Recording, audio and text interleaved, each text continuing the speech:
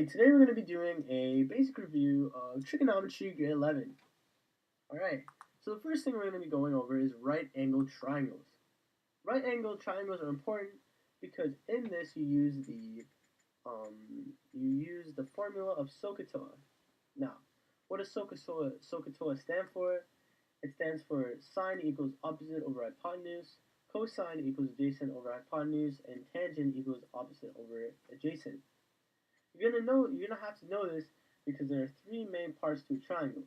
Let's say you're given a triangle like this. You're gonna have to know each one of the sides. So let's say this is your angle. This would make it the opposite. This would make it the hypotenuse, and this would make it the adjacent. Now, there are two main kind of questions for this kind of triangle. There are the ones which you have to find the angle, and there are ones which you're gonna try to be finding the length. The first one we're gonna be going over is the one where you have to find the angle. So let's say you're given a triangle with a angle, but you don't know the angle, but you're given two lengths, 7 and 10. So for this triangle, the opposite one would be 7 and the hypotenuse would be 10. So you'd have to use the SO formula, which is sine equals opposite over hypotenuse. Putting that into a normal form would be sine x equals 7 over 10, which would then become sine x equals 0.70, and now it equals sine equals x equals sine negative 0.70, and now it give you a degree of 44, so 44 degrees. X equals 44 degrees. Yeah, and that's how you find out the angle of that kind of triangle. For the next kind of question you're going to be seeing is where you have to find the length. So let's say that you have a triangle like this and you're trying to find the hypotenuse, but you're given the angle and you're given the adjacent. What you'd have to use is cos, or the CA formula. So by doing this, you're going to do 35, or 35 cos equals 8 over x.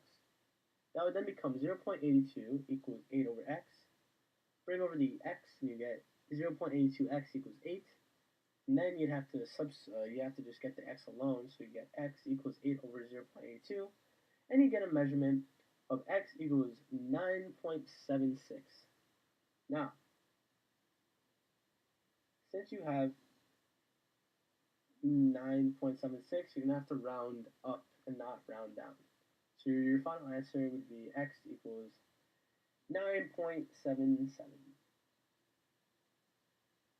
That is what you'll get.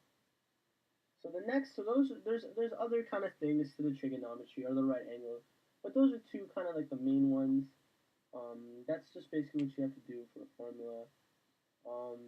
Yeah, that's what you just have to do. Those are the two main ones. So the next example I'm going to be giving is what you'd have to do for the sine. So sine is a little bit different. So let's say that you were given all angles. The triangle isn't right anymore, but you're given all the angles and you're given one length. How would you find, for example, side C?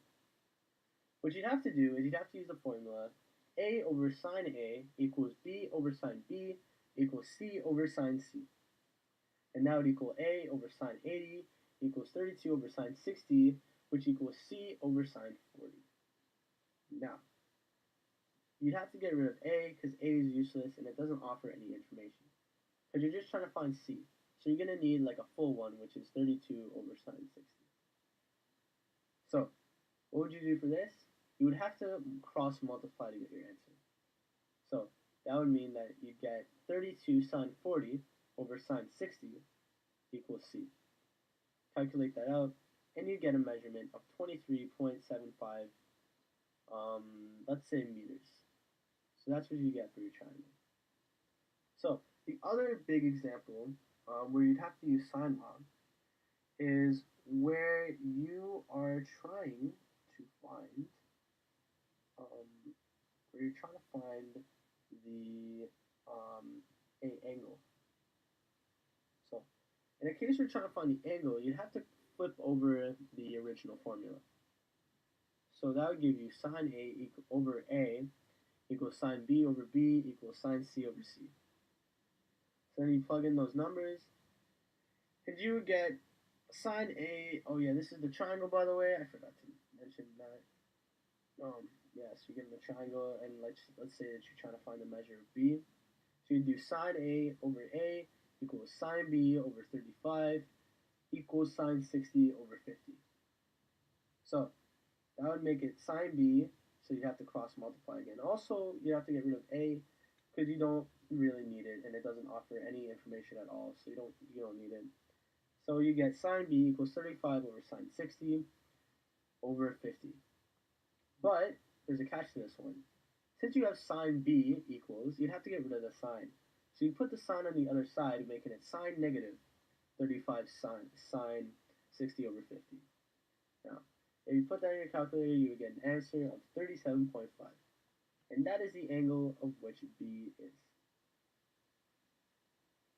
Alright, so there are once again other parts to this kind of unit, or the sign, the sign, but that's the main one, is what I just showed you, those two examples. So the last example would be cos and how to properly use the cosine law.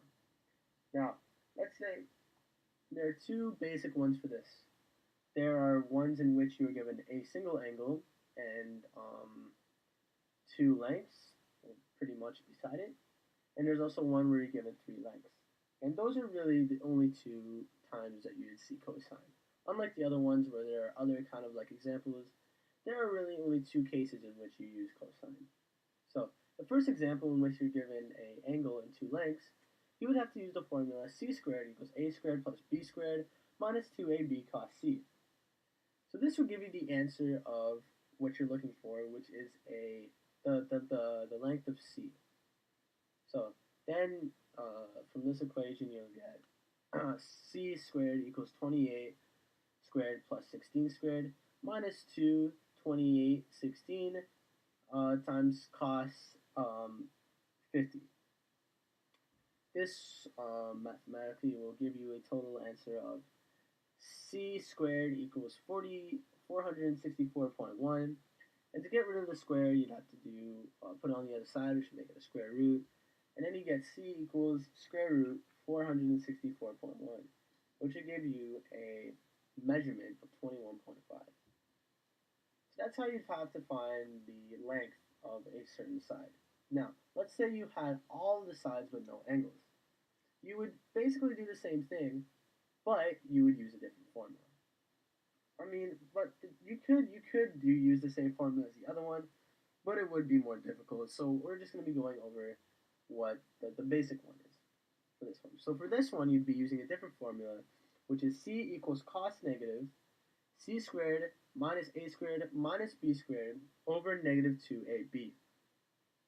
So putting in our lengths, that would give us c equals cos negative 38 squared minus 30 squared minus 26 squared over negative 2 times 30 times 60. This would then give us an answer of 1,444 minus 900 minus 676 over 1,000 over negative 1,560, which would give us an answer of cos negative equals, c equals cos negative negative 132 over negative 1,560. Then we get cos negative times 0.08. Put that in, and we get an angle of 85.4 for C. And that is basically how we would find things if we had all the lengths. So what we learned currently is what to do in a situation where it's a right triangle, how to use sine law, and how to use cosine law. But lastly, what do we do in a word question? So for this one, let's say we were given the height of a tree. Now, let's say I was standing away from that tree, and I was like laying on the ground or something.